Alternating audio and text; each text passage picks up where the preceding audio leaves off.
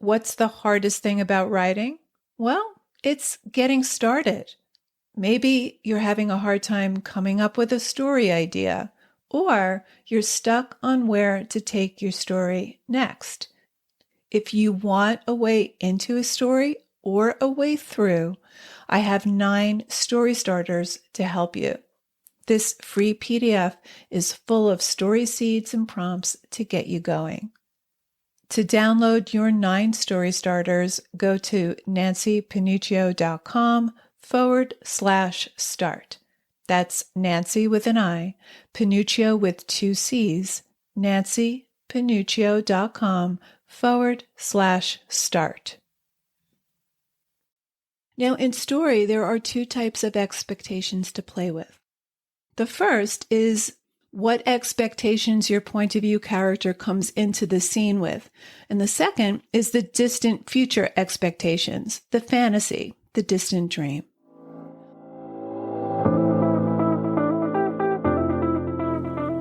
Writer Unleashed is for you, a writer who has a story you want to bring onto the page and into the hearts and minds of readers.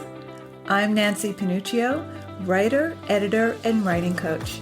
And each week, we'll explore techniques, mindsets, and inspiration for writing stories readers can't put down. Thanks for spending some time with me today. Now let's begin.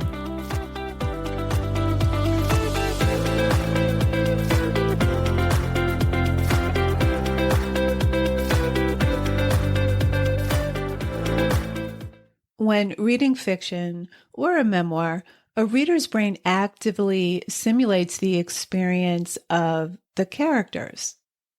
It activates their visual cortex, so they see images.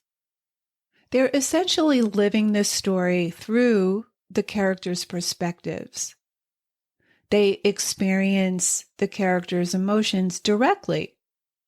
They also have visual imagery, so they see the story play out as though it's a movie in their brain. So there's visual processing, there's emotional processing. They experience your story as though they are with the characters. They are one with the characters. So the reader becomes so absorbed in the story, they experience it as though it's true. They believe in it. But before a reader can have that experience, you have to believe in your story first. So how do you build belief in your story so that readers believe in it too? In this episode, I'm going to give you 3 pathways to building belief in your story. So let's get right to it. Number 1, you want to build belief in your character's problem. In other words, you make the character's problem yours. Now, there's a distinction between the story dilemma and the character's problem. The dilemma is the sequence of developments, challenges, or plot points in the story. This is basically your plot, a series of external events, dilemmas that throw your character off course as he or she goes after his or her desired outcome.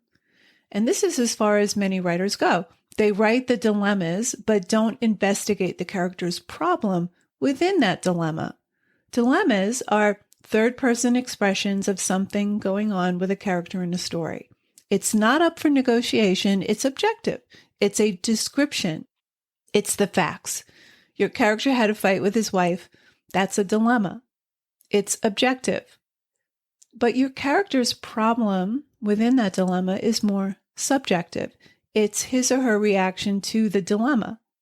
The dilemma is the surface situation. The problem is the character's first-person experience. Now, by first person, I don't mean you write it in first person, only that you experience it as though it's your problem. This is how you build a believable story. Benjamin Mathis calls this spinning on the problem. So you spin on the character's problem before you write the scene. You put yourself into it, and then you write the scene from your first-person experience, so the character's problem is being expressed through you with real authenticity and truth. So problem is the first-person experience of a third-person dilemma. Now, we're not talking about whether you write the story in first person or third, but often when I'm talking with writers, we talk about the characters in third person, even if they're writing in first person. So we talk about their dilemmas in third person, but we also need to shift to first person to inhabit their problem. Again, it's not the way we're writing it, first or third person. It's just the way we're thinking about it.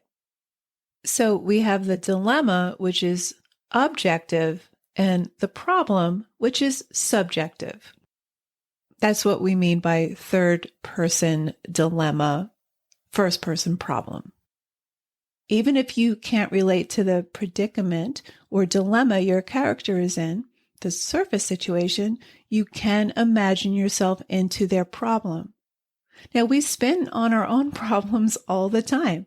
So, for example, I have to pick my kid up from school at 3 p.m., but let's say there's an accident on Route 23. Someone's Lexus went into a ditch, and I'm sitting in traffic for 45 minutes. I'm going to stew in that problem. I'm getting all worked up. Time is passing. And I'm thinking, God damn it, tourists, weekenders, how the heck did they get their car into the ditch? They're fine. So I would have a different problem if they were hurt. But now the traffic is backed up for miles. So I'm going to stew in the problem. The dilemma is objective. There's traffic. It is what it is. But my experience of that traffic is subjective. So experience is very different than the description of it. So you want to build belief in your character's problem. Often writers will just state the dilemma objectively, just the facts, but they won't live in the character's problem. It stays on the outside. So you want to bring it into the lived experience of your point of view character. You want to make their problem yours. So imagine yourself in their situation. If Ron has a bad fight with his wife Susan on the drive home from the theater, he's probably going to have a very bad night. He'll stew in the problem. He'll relive some of it. He'll regret something he said. He'll be angry with her for something she said. He'll worry if there's any coming back from it. He might even drink himself to sleep. But he will stew in the problem. He'll think about it. He'll worry about it. He'll ruminate. We do this all the time. If you look at me a certain way, I may interpret that as you're judging me or you don't like me. And then depending on how much I value your opinion, I may stew in that even overnight. I may worry. Does she like me? Did I say something wrong? I'll stew in the problem. I'll build belief in that fiction. It's just my interpretation. It's not based in reality. And your characters do this all the time. They misinterpret. They speculate. They imagine what's true. They believe what's true, whether it is or not. So, build belief in your character's problem and spin on it before you write the scene. Okay, on to number 2. So you've built belief in your character's problem, and now you want to embody your character's experience of the problem, scene by scene. You want to make it physical. You want to provoke it in the body and mind. Even if you can't relate to the external dilemma, you can still embody your character's experience by connecting it to an experience of yours. And by that, I don't mean that your character screams or yells or sobs. For example, if I'm embodying being at a standstill on Route 23A for 45 minutes, I'm watching the husband and wife at the side of the road.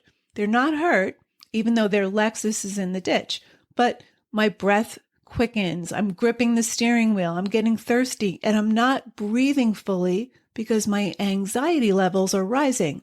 My kid is going to be stranded in the parking lot, and I'll see the two people at the side of the road with a certain amount of rage or resentment. I'll make assumptions about them. whether they're true or not, whether they're based in reality or not, but I will make some assumptions. I'll assume they're not local, they're weekenders, they're tourists. I'm glad they're not hurt, but that leaves more room for me to resent them because now I'm anxious about getting to my kid. My perception of them will be shaded because I live in this tourist destination and I'm assuming they're weekenders because who else would drive their Lexus into a ditch, let alone drive a Lexus up here in the mountains? So in this state of mind, I'm feeling anger, rage, anxiety. I'll notice different things. I'll notice the middle-aged drivers who are standing on the side of the road looking perplexed as a tow truck tries to get their Lexus out of the ditch. I would notice the car behind and in front of me. How are these drivers reacting? So you spin on your character's problem and you start to embody their experience. So for me, I start to feel my breath shorten. I start to feel tense. I can feel my hands gripping the steering wheel. So you spin on your character's problem and you start to embody their experience. And you notice different things in that state of mind. Here's an example from Sheila Schwartz's story, Out of Body Travel. In the story, the 15-year-old narrator's 30-year-old cousin takes up residence in her bedroom straight from a mental institution. Here's the excerpt. The only thing that blossomed for me that winter was more misery. The very first Sunday in January, when I arrived from a ski vacation with my father and Donna, I found Clara there living in my room. Without my permission, all of my belongings had been moved to the attic. Books, posters, scented candles, even the stars I had pasted on my ceiling that glowed in the dark, pale blue. In their place, Clara had filled the room with her despair. I saw this through the door my mother cracked open with her foot, only an inch, as if to keep Clara's grief from spilling out too quickly and drowning us. Sad things, sick things. There were rows of pill bottles on the dresser, crumpled tissues in heaps like withered roses from a forgotten prom. Dresses lay slumped on the wicker rocking chair on my ruffled bed. Where I had painted the word love on the wall with magenta dayglow, someone had draped a sheet. So, embodying your character's problem means noticing the surroundings, what they notice, and more importantly, how those things or objects are slanted to get at the emotion aslant. Now, the author could have simply had the narrator complain to her mother, but that would not be as effective, and it would tell us virtually nothing about her experience. But by embodying the experience, by paying attention to the things in her room, we experience it with her. So what would your character notice about his or her surroundings? Be selective. Okay, on to number 3. Character expectation. Expectations affect the quality of the present. If I expect tomorrow will suck, it will affect how I feel today. If I'm looking forward to tomorrow, it will affect how I experience today. Now, in story, there are 2 types of expectations to play with. The first is what expectations your point of view character comes into the scene with. And the second is the distant future expectations, the fantasy, the distant dream. Our expectations shape the way we experience the present moment. So let's start with scene expectations. Every character comes into a scene expecting some outcome. So let's say a scene picks up after your point of view character and his wife have a fight. Now, he probably didn't go into that scene expecting a fight, but things escalated. She said things to trigger him, and they both said hurtful things. His expectations were to placate her, keep the peace. She came into the scene already upset about something that happened in the previous scene that had nothing to do with her husband, but she's blaming him anyway. So there's a lot of pent-up rage. In the next scene, he wakes up with a hangover, and his hope for the scene is that his wife will have cooled off and that things will go on peacefully. Happy wife, happy life. He may even expect that she'll apologize. But you, as the writer, will build the expectation that his wife will apologize. Of course, she doesn't. If she did, there'd be no tension. So you want to thwart expectations. So when your character comes into a scene, think about what he or she is expecting from the other character or characters, or what outcome he or she expects from the situation. And then make sure his expectations are thwarted. If his wife just forgives him, that gives us nothing to wonder about. It deflates the tension. So delay the resolution of thwarted expectations. So those are scene expectations. And then we have a belief in the distant future. This is the fantasy expectations, expectation of a future outcome. These are deep and distant dreams. Every character has a deep and distant dream of how they want their future to be. Anna Karenina wants to be with Vronsky. Her deep and distant dream is to have true love and divorce her husband. She gets what she wants, but at a cost. Reality with Vronsky isn't what she expected. The fantasy was better than reality. She reached her deep, distant fantasy expectation, but the final outcome was tragic. Expectations raise the stake of a scene. Belief in the distant future raises the stakes in the present.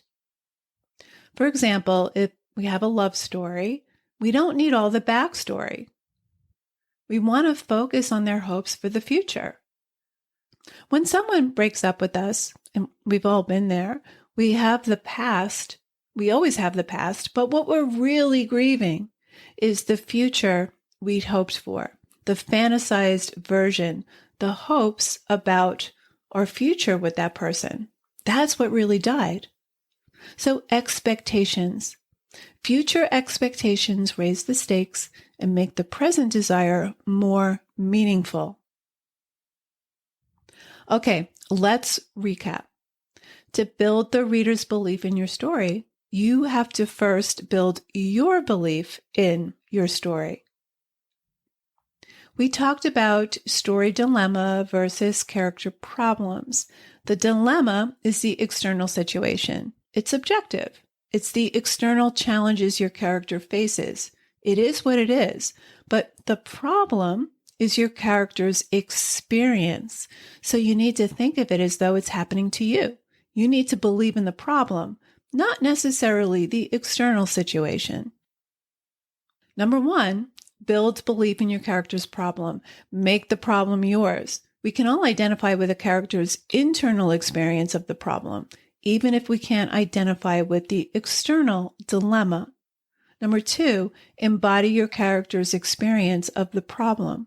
What would they think, notice, or say? How would their surroundings look in that experience from their perspective in this state of mind as they face their problem? See the people, objects, room, location through the lens of this experience. What are they thinking? What are they noticing? And number three, build belief in your character's expectations. Scene expectations and distant expectations. This raises the stakes and gives their desire more meaning in the present. When you build belief in your story, the reader believes in it too. And this is what hooks the reader into your story. It's an illusion, but it feels true. When you experience the story as true, the reader experiences it with your character. So there you have it. Thanks for hanging out with me today. And if you know any writers who need some support in their writing, please share this episode or the Writer Unleashed podcast in general. And if you love what you're listening to, subscribe on your favorite listening platform and please leave me a review. Reading how this podcast impacts your writing truly lights me up and helps me create topics for the show. Till next time, keep writing, and I'll talk to you soon.